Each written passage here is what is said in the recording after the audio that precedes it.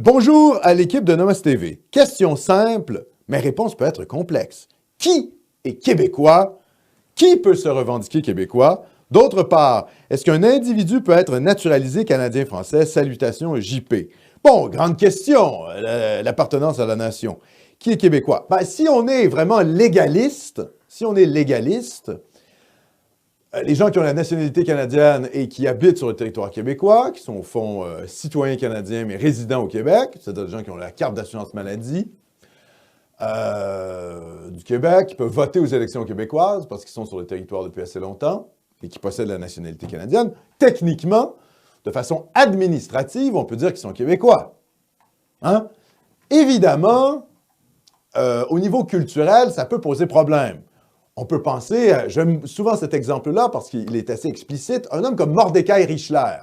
Mordecai Richler est un écrivain anglophone d'origine juive, montréalais, donc né à Montréal, juif anglophone, qui était, disons-le, qui s'est assimilé au monde anglais de Montréal. À aucun moment, cet homme ne s'est considéré lui-même comme québécois, même s'il est né au Québec. Au référendum de 1995, il écrivait des textes dans le New York Times pour dire que finalement, en gros, les séparatistes québécois étaient des fascistes, quoi. En gros, Lucien Bouchard, facho, Jacques Parizeau, facho, on était à 2 doigts du Troisième Reich, quoi. Bon.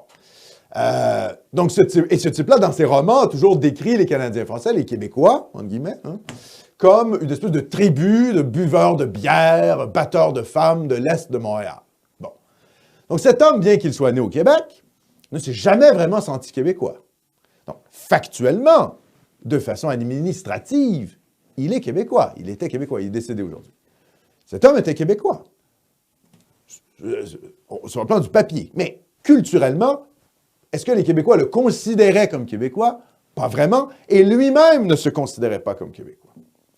Donc, c'est compliqué, cette question-là, parce qu'au niveau administratif... aussi, ce que je te coupe, Alexandre, il y a eu une étude récente sur les jeunes immigrants. Les jeunes immigrants qui se sentent beaucoup plus montréalais ou canadiens que québécois. Ils ne se sentent pas du tout québécois. Ils ne se sentent pas du tout québécois. Non. Pour eux, être québécois, c'est finalement les Canadiens français hors Montréal. En gros. Ouais. C'est ça. C'est ce qui est hors Montréal. Ouais. Donc, la question de la québécitude est assez complexe parce qu'il y a une volonté, avec le néo-nationalisme québécois des années 60, d'ouvrir la citoyenneté québécoise sur le plan territorial à l'ensemble des populations qui habitent sur le territoire, notamment aux anglophones.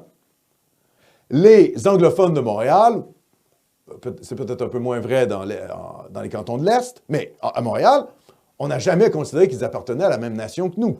Or, le nationalisme québécois civique dit en gros aux anglophones du Québec, eh bien, vous êtes des Québécois. Bon, après, les anglophones en tant que tels, ils se sentent plutôt canadiens-anglais, il ne faut pas se mentir.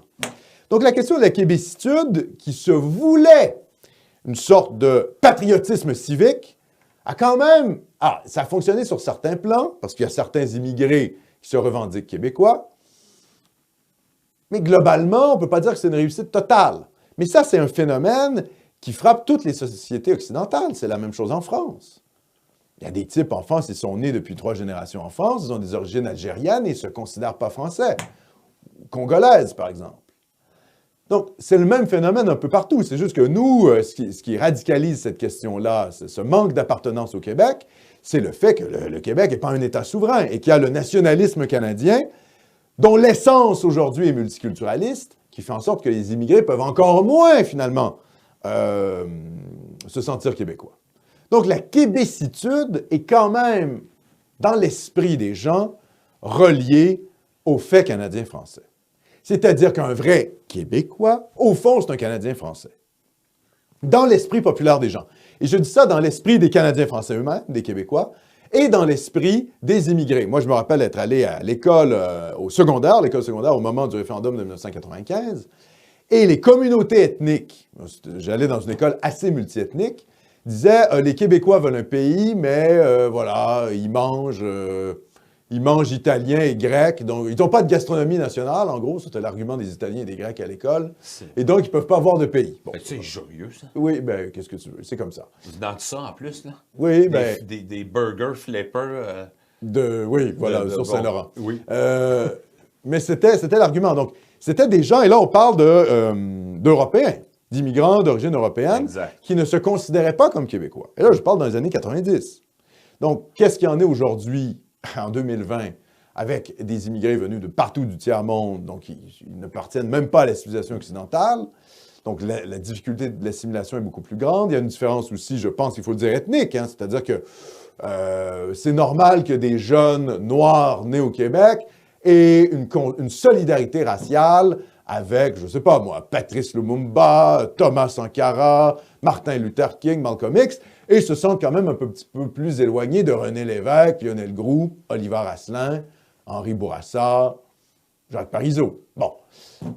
Donc, la différence ethnique aussi rajoute une couche de différence. Donc, c'est plus difficile pour les gens issus aussi d'autres ères culturelles, d'autres civilisations, de s'identifier à la longue histoire canadienne-française et donc dont le prolongement est le Québec. Hein? Parce qu'il y a des éléments de rupture entre l'identité québécoise et l'identité canadienne-française. La question de la religion, notamment, est au centre de cette rupture, selon moi. Hein?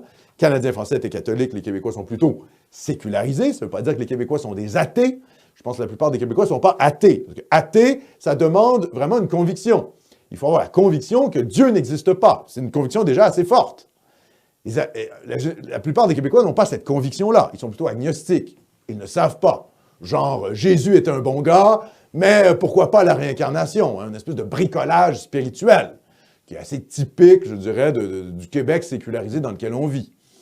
Ce qui donne d'ailleurs naissance à toutes les sectes possibles et imaginables. Bon, bref. Mais cette rupture-là entre Canadiens, Français et Québécois, elle est surtout sur le plan anthropologique de la spiritualité. La défense de la langue reste. C'est au fond la chose qui reste de plus fort dans la défense de l'identité québécoise. C'est même la réduction, et ça, en un sens, c'est problématique, la réduction du patriotisme québécois à la seule défense de la langue. Et on le voit avec ce qui se passe en France, en Belgique, partout en Europe.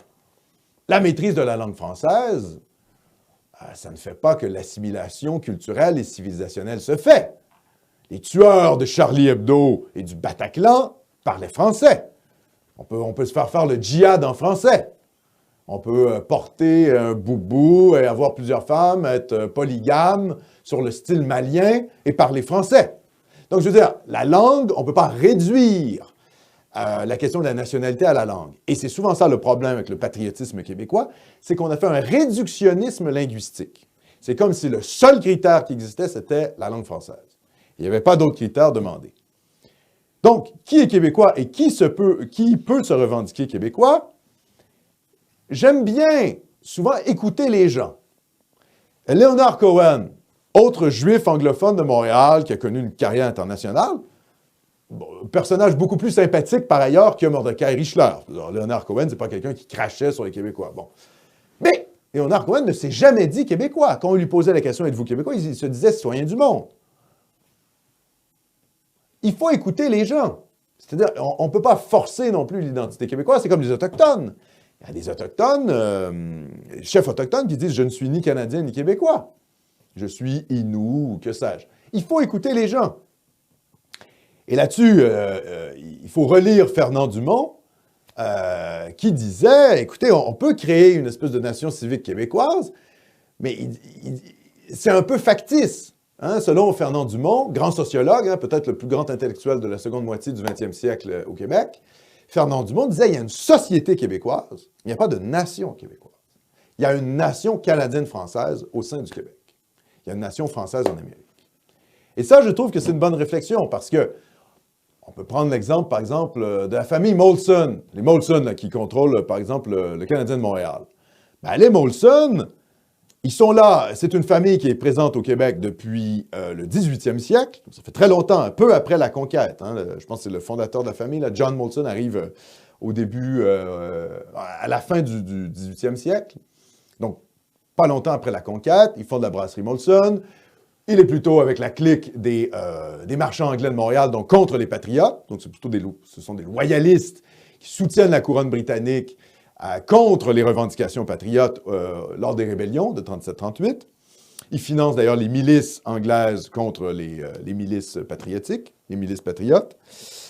Est-ce que les Molson, bien que ça fasse 2 siècles et demi qui soient au Québec sont des Canadiens français. Non, ce sont des Anglais, ce sont des Canadiens anglais. Donc, à la deuxième question, d'autre part, est-ce qu'un individu peut être naturalisé Canadien-Français? Ben, j'ai tendance à dire plus ou moins. Il y a des individus qui, eux, ont été naturalisés Canadiens-Français. Daniel Johnson, premier ministre du Québec, certes, possède un nom qui a une consonance anglophone, mais en fait, c'est des origines irlandaises. Donc, déjà, il y a la question de la religion catholique. Sa mère, la mère de Daniel Johnson, était canadienne-française. Donc, il avait des origines canadiennes-françaises. Personne ne remettait en question le fait que Daniel Johnson appartenait à la nation canadienne-française. Donc, Daniel Johnson, oui, par la culture, avec des origines françaises. Et la famille Molson, non. La famille Molson, même aujourd'hui, sont considérés comme des Canadiens anglais. Personne ne considère les Molson comme des Canadiens français. Autre exemple sur la question « Peut-on être naturalisé Canadien-Français » ? Jules-Paul Tardivelle, le premier auteur qui va écrire le premier roman séparatiste, qui va d'ailleurs lancer un peu l'idée d'avoir un État français séparé en Amérique du Nord. Précurseur de Lionel Groulx, dans un sens, qui a écrit pour La Patrie et qui va fonder un journal catholique, La Vérité. Tardivelle est né aux États-Unis d'un père français, donc même pas de père d'origine canadienne-française, d'un père français, émigré aux États-Unis. Lui, il naît aux États-Unis, donc il naît vraiment, c'est un Américain, avec des origines françaises. Il déménage au Québec et devient Canadien-français. Alors, il est naturalisé Canadien-français parce qu'il a déjà des origines françaises. Mais est-ce qu'on peut être naturalisé Canadien-français quand on a des origines autres? Franchement, je ne pense pas. Ma réflexion là-dessus est assez claire. Peut-être que Boucard Diouf est québécois. Québécois d'origine sénégalaise. Mais il ne sera jamais Canadien-français comme je ne serai jamais un Wolof. Factuel. On ne peut pas changer d'ethnie comme ça. Donc, Canadien-français, pour moi, c'est vraiment national, hein, c'est-à-dire avoir une origine commune, c'est vraiment la nation. La nation française d'Amérique est canadienne-française. Et Québécois a une dimension civique. Donc, il y a des Québécois qui n'appartiennent pas à la nation canadienne-française. Il y a Arfan dans le chat qui nous rappelle, à juste titre, Robert Rumilly, qui est un Français de Martinique. Exactement. Robert Rumilly, c'est la même chose. Robert Rumilly, Français né en Martinique. L'historien, hein? L'historien, exactement, l'historien Robert Rumilly, qui a écrit des centaines d'ouvrages. Hein. C'est fou qu'un homme qui est autant produit sur le plan intellectuel soit complètement oublié, mais voilà. Robert Rumilly, grand monument de l'histoire, au fond, canadienne-française. Il a écrit l'histoire du Canada français aussi, en plusieurs tomes. Vraiment un grand historien. Origine française, je pense que son père était militaire, né dans les Antilles et en Guadeloupe. Voilà, il est passé par la France. Il a vu que la France était pourrie par le socialisme et il est venu au Québec. Et il a trouvé son compte, finalement, au Canada français. Il a défendu le régime de Maurice Duplessis et il a été très proche de l'Action française de Montréal. Donc, est-ce qu'on peut dire que Robert Rumilly, Jules-Paul Tardivelle ont été naturalisés Canadiens-Français? Oui, mais parce qu'ils avaient déjà des origines françaises. Évidemment. Donc, qu'est-ce qu'un Canadien-Français? Pour moi, bien, c'est quelqu'un qui a au moins une partie de ses origines au Canada français, c'est-à-dire et qui remonte à la Nouvelle-France, c'est-à-dire dont les ancêtres étaient présents sur le sol ici de la Nouvelle-France avant la conquête et qui avaient des origines françaises. Donc des descendants, des colons français de la Nouvelle-France. Après, évidemment, il y a des apports européens. Très peu, hein. On a les statistiques généalogiques des Canadiens français. Il y a un peu d'intermariage avec des anglophones, des Anglais, des Écossais et des Irlandais, mais c'est très peu. Le pourcentage est assez faible, contrairement à ce qu'on croit. Il y a une espèce de mythe du fait que les Québécois sont les gens les plus métissés de la planète. Or, c'est faux, en fait. Quand on regarde la généalogie et même les études génétiques, on se rend compte qu'en fait, les Québécois se forment, les Canadiens français, là, je parle vraiment des Canadiens français, forment réellement une nation très homogène sur le plan de la génétique et sur le plan de l'hérédité. Quelques apports d'Allemagne, quelques apports des îles britanniques. Grosso modo, on vient du nord-ouest de la France.